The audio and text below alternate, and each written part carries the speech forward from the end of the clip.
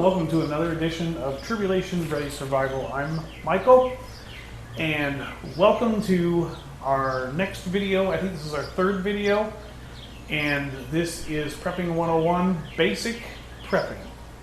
We are going to cover the food category. Food category is a big category because it includes lots of different steps. But we're going to break it down into different steps. We're going to make it easy for you. We're going to make it so that it's not so daunting. We're going to give you some ideas to do that. So let's talk about the two options really that you have in an emergency situation. Bugging in and bugging out. Bugging in. You're at a place, wherever that may be, home, wherever you live, wherever you're staying or residing, or wherever you plan on being. You will probably have a place to store quantities of food and water. That's awesome. If you don't have any spaces, I bet you've got some places that you didn't know you had that you can at least tuck some things away. That is really, really important to know where those places are so that you can start storing food up. Now, let's talk about the different types of food there are out there. And I'm going to start out by saying freeze-dried food. I used to sell freeze-dried food, and I would recommend buying freeze-dried food that is individual ingredients, not prepackaged meals, due to the fact that some of the ingredients are just crazy, and most of them aren't biblically clean. We won't lower our standards here at TRS. We're not going to do it. We've already discussed it. It ain't going to happen. So, we are prepping in that manner with that thought in mind. Freeze-dried food. It's very light. It has a very long storage life, sometimes up to 25 years. But the problem with that is it does not have water, which is one of the benefits as far as nutrition and weight. But when it comes to consuming it, when you eat it, you're going to need to drink quite a bit of water with it, or you're going to want to soak it in that water and reconstitute it. So that's kind of an extra step that you have there, but there's benefits to it, and there's things you got to think about if you're doing the freeze-dried route. But it's very light, it's very portable most of the time, except for when you get it in things like this number 10 can. You can't carry too many of these, but if you're bugging in, maybe an option for you. Okay? Home canning. If you have bulk meat that you go buy, a side of beef or whatever, you can can some of that. You can can stuff that you forage, apples, pears, things you find out there, things you grow in your garden. I always can a whole bunch of green beans at the end of the harvest. Always do a bunch of green beans and tomatoes. Those things are pretty easy to grow, and they're easy to can. So, just another idea, just another layer of food. Again, foraging and hunting. Hunting we'll talk about here in just a second. Bulk foods. Maybe you buy 50 or 100-pound bags of rice or beans or flour or whatever. The fact is, you're not going to want to store it in those bags, not for very long, because insects and rodents and humidity and sunlight, all those things are going to degrade that food and bring in things you don't want to have happen to your food. You're going to want it to store. So there is a way that you can store it in Mylar bags. I am not familiar with that process because I don't do it. I bought a very high-end food saver and plastic bags with oxygen absorbers. Now, I'll tell you, it works very well. You just kind of have to learn the process how to do it. But I have had flour, I've had powdered milk, I've had rice and beans. Some of those things will store easily up to 10 years. Easily, as long as it's vacuum sealed, has that moisture absorber, or oxygen absorber in it. I stuff 5-gallon buckets with them, and I rotate them out and keep an inventory of whatever they are. That's a daunting task, rotating those things out and keeping the inventory. But that's That's after you get to a place. So, again, your freezer, I mean, freezer is probably one of the first things you're going to, in an emergency situation, if you're bugging in, you're probably going to want to eat everything in your freezer, because if you don't have services, it's going to go bad. So, that's always an option, but it's not the best option. Let's talk about foraging. Foraging, if you don't know what that is going out in the world looking for fruits, nuts, sometimes fungus, leaves, trees, plants, things that are out there that are edible and nutritious and biblically clean, and those things are available out there.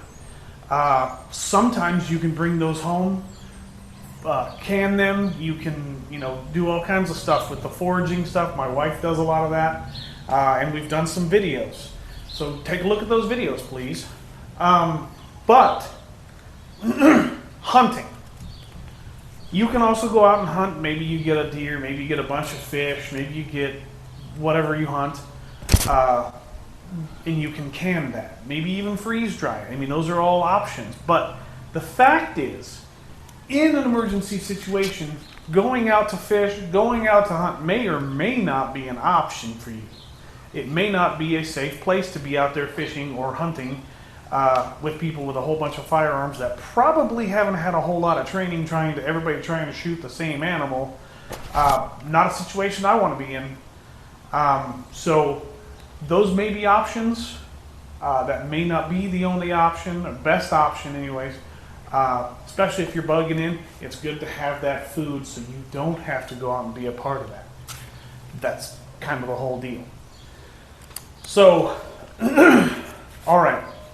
So once you start deciding that you're wanting to prep food and set some aside for later, and you have those ideas on how to do it, get yourself a couple of months, 2 or 3 months worth of food. Food that you like. Food that you're actually going to eat. Nobody wants to eat rice and beans for 6 months. Nobody's going to do it. They're going to get menu fatigue, which is a real thing. And you're just going to be like, I hate rice and beans. I'm not doing it anymore. Get some spices. Get some peanut butter. Get some salt. Get some, whatever, soy sauce. Maybe whatever you can get that will make that taste a little bit better. Make it taste a little bit different. Combine it with, other foods, because, again, menu fatigue is a real thing. And variety actually is the spice of life. So, once you get that short little 2-3 month stockpile, the next thing you can work on, start thinking about, is the nutrition value. I mean, you've already got food that you like here that you've stored up. Now you can start breaking it down into, if you want to, calories. You're going to need at least 2,000 calories during the day. That's what the people say. I'm going to tell you, you're going to need a bunch of calories. You're going to need a bunch of calories. Who knows how much you're going to need, but you're going to be doing things that you normally don't do. And you may be hiding, you may be walking, you may be cutting wood, you may be fishing, who knows what. But you're going to be burning a lot of calories. So you're going to want to kind of get an idea about calories, if that's what you want to do.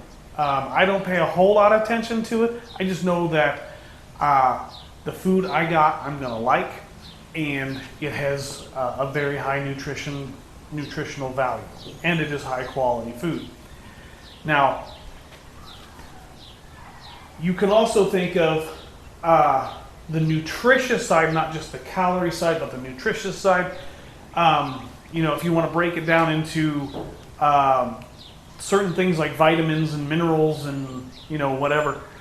The one thing when it comes to food, if you're eating a variety of foods, a lot of that's going to already be in there. But I would caution you to add in, to make sure that you have electrolytes, which means salts, like table salts, or things like electrolyte powders sometimes. Those go great in bug out bags.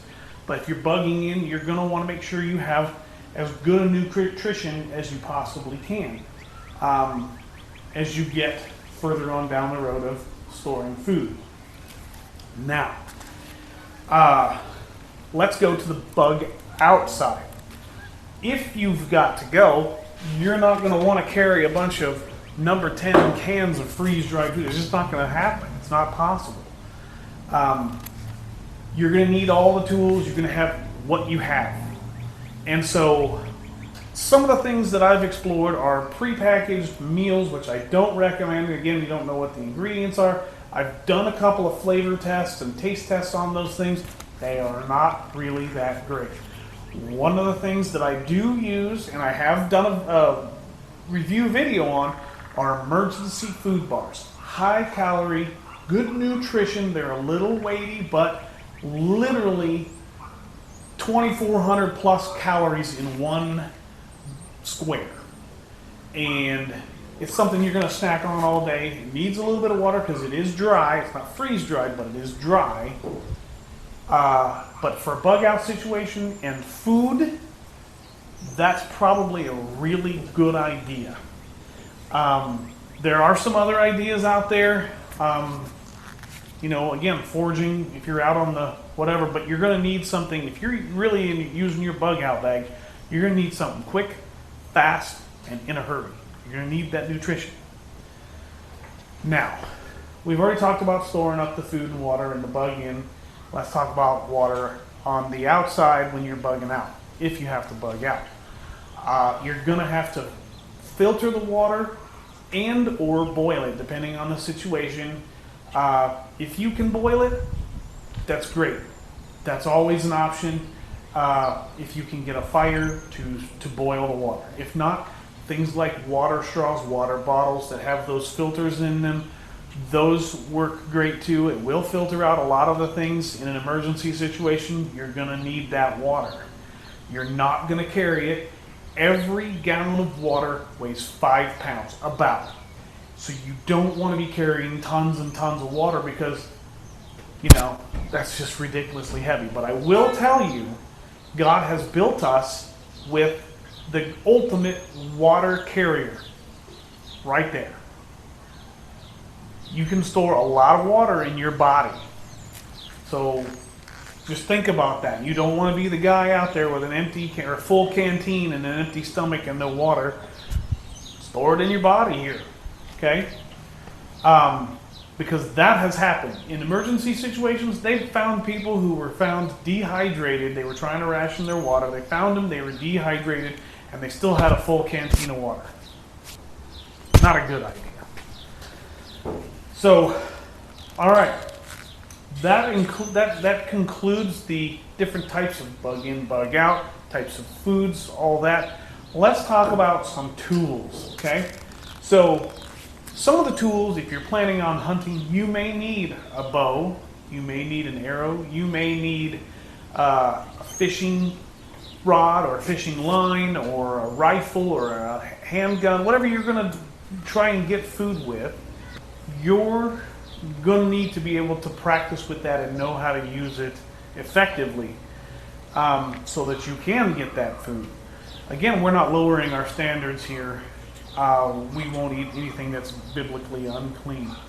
So not only that, you're going to need to process that food. So if you catch it or you find it, you're going to want to cut it. You're going to need a good knife or 2 or 3 or 4 because things break. You're going to need things like, if you got this, you're going to want a can opener.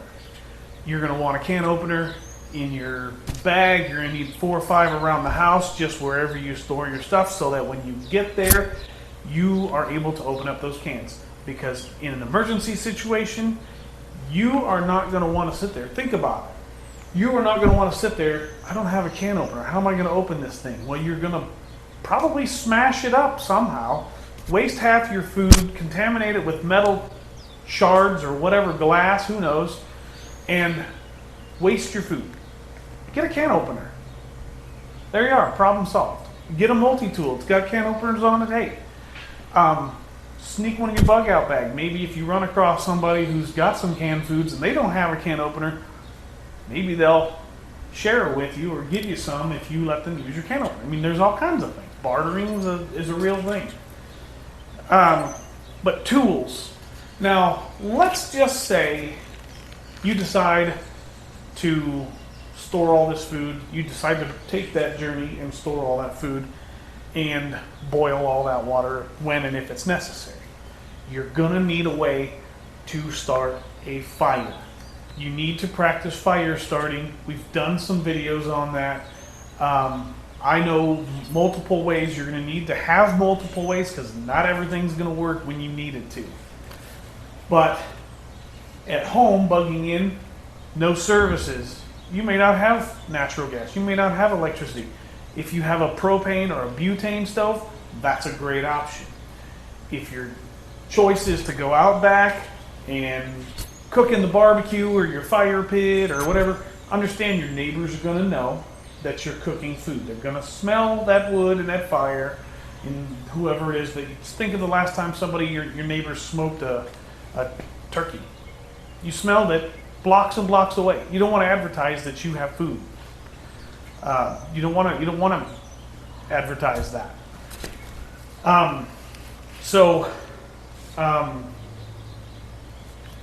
If you're going to do the barbecue thing, you're going to want to have some wood stored up or some barbecue, charcoal, whatever the case may be, how you want to cook that. Just kind of think ahead to have those things available. I would recommend that if you're cooking in the house, there are some things, think about canned goods, actual canned goods like you get from the grocery store. They don't have to be cooked. They don't. And so when you open up that can, you're not going to have to cook it so much and give away that smell to the neighbors who don't have any food and they're hungry in their house, and then now they're coming over to your place. You just don't want to advertise that kind of thing. So think about these things. That's a super important point about storing up food if that's what you choose to do. Now, we've talked about the bugging in, the bugging out. We talked about storing food, storing water, boiling water, filtering water, and there are skills that go along with that. The one thing I would remind you of, and I've said it multiple times in this video, do not lower your standards. High quality, biblically clean food. We as believers didn't come this far to start getting into the sin category again because we're eating unclean food. Remember, God is going to provide for us when He's going to provide for us. Just like He did the tripod for this new tripod for the video. He knew we needed it. And there it was. God does these things all the time. He shows up. He will provide. He provides before, He will provide during, and absolutely after. Do not lower your standards. With that being said, this video, I hope it sparked some thoughts in your head, gave you some ideas, gave you some, made a whole bunch of questions so that you have to try and do some of your own research on how you want to do what you're going to do. And if you have any questions, if you have any comments, hit us up down here. If you don't want to hit us up down here, go to the Facebook page if you're a member. If not, hit us up over there to be a member. Answer a couple of simple questions. We will get you part of the group, and we can do more conversations there. But we like to get social with you guys, and like I said, we don't know it all, but we sure are trying to learn. Come learn along with us. We'll see you in the next video.